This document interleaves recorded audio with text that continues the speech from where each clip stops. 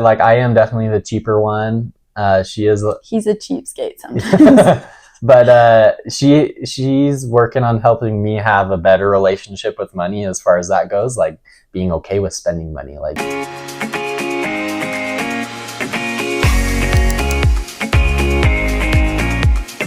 alrighty, what is up, everyone? Welcome back to the Budget Dad with Isaac. Today we're going to be talking about how Riley and I, this is my wife Riley, how we live on a single income. So a little bit over a year ago, Riley did quit her job, so she's going to talk about that a little bit. But for us, it has been a struggle for sure, and I know for many of you, it's been a struggle being on just a single income. It's tough, especially with inflation and just the world we live in. Anyway, we're going to be going through 5 different questions. We'll put the questions on the screen, and we're just going to discuss them. Like, we're just chatting here about these questions as a couple. So hopefully this can kind of help you guys in your journey as a single income family. So the first question that I'm going to ask Riley today is, how do we live on a single income, and kind of what does our budget look like for that? Well, like Isaac said, it was over a year ago, like almost 2 years ago, that I was working remotely, and then we had our daughter, and I was only working like 10 hours a week from home, but it was really hard to balance work and a baby. And so I told Isaac that I wanted to quit. And so we figured out a way that we were able to live off of one income. And how we do that mostly is because we track our money through budgeting really well. Because we understand our money, we know what our priorities are, and we're able to sacrifice things that aren't as important to us. Yeah. So it takes a lot of sacrifice, but it is possible. Yeah, and I remember when it first happened, there was some tears shed from both sides here, just because, before we were saving a lot more money and it wasn't really that much of a stress, but once we cut out that income, it was really hard. But we just had to really be disciplined and lock down, sit down as well, and just talk about it and like, how is this going to work? And we were able to make do with what we had. So, okay, so second question is, what good has come from you being a stay-at-home mom? Because that's been her dream. She's always wanted to be a stay-at-home mom and being a single income family. So what good has come from that? Well, I'm a lot happier now than I was when I was working and taking care of a baby. I just feel like I was meant to be a mom, and so I can actually fulfill my life purpose. To me, it's super important that our kids are raised by us, and that one of us, if not me, is the parent that's home with them, raising them every day. And so it's a blessing that I'm able to be with our daughter every day.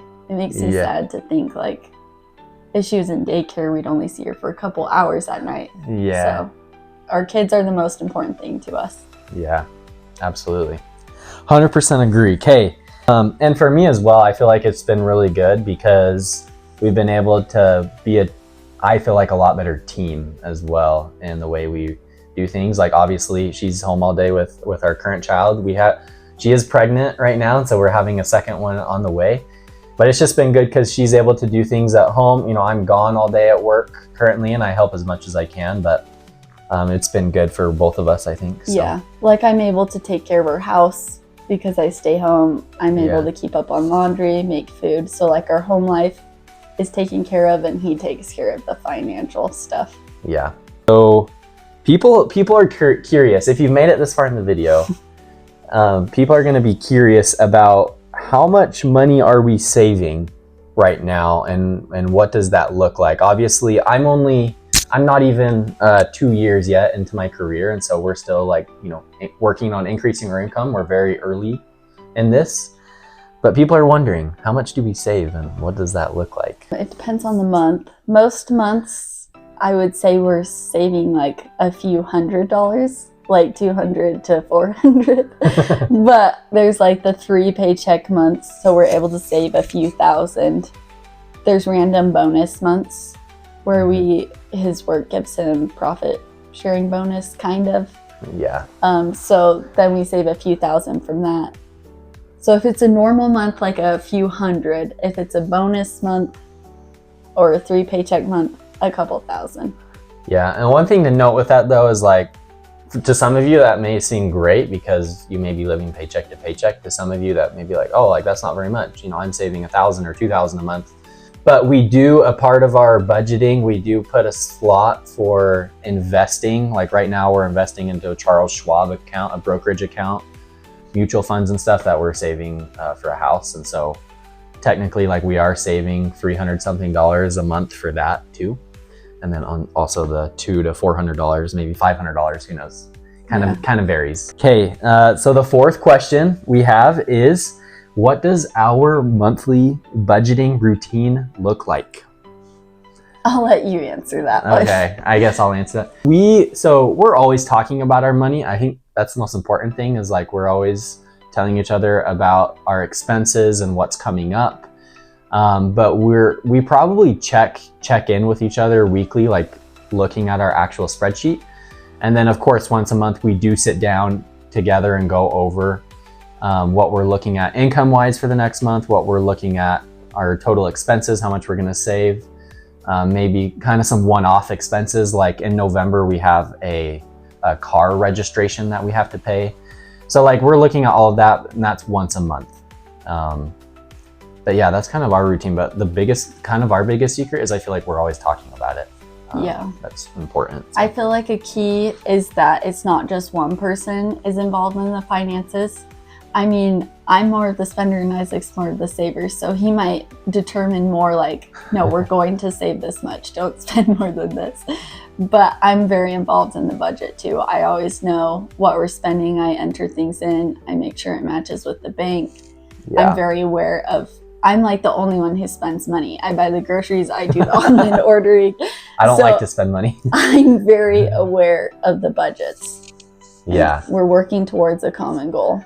And like she said, like I am definitely the cheaper one. He's a cheapskate sometimes.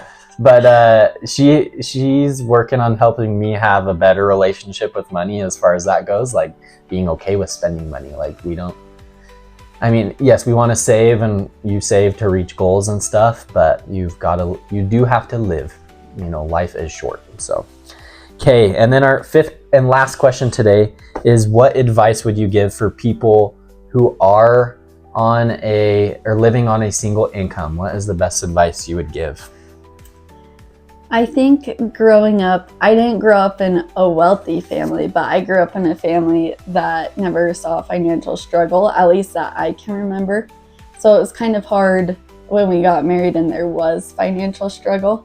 But one thing that's helped me is switching my mindset around budgeting, that it's not controlling you. And it's not that you can't do things, it's that you're choosing not to because you have goals and priorities. So right. It's not that we can't go on a big trip, it's that we're choosing not to because we want a house and, you know, we've got other things that are more important than the things that we want to buy. Right.